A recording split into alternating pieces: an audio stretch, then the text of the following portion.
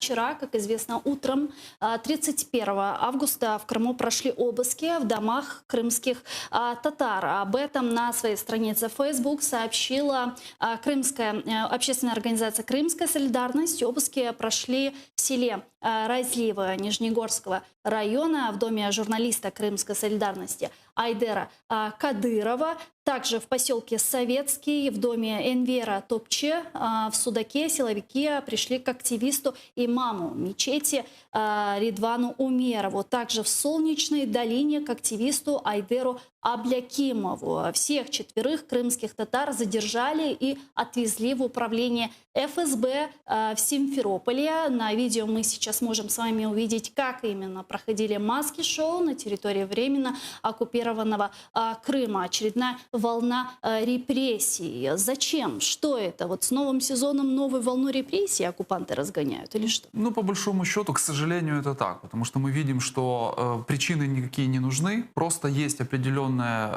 очередность, да, когда это все происходит. Для того, чтобы, с одной стороны, создавать там какую-то картинку, а с другой стороны, ну, ФСБ, наверное, нужно постоянно, знаете, какие-то отчеты сдавать, что они с кем-то там борются. Ну и, соответственно, к сожалению, это все направлено в первую очередь против крымских татар. Потому что мы про это говорим регулярно.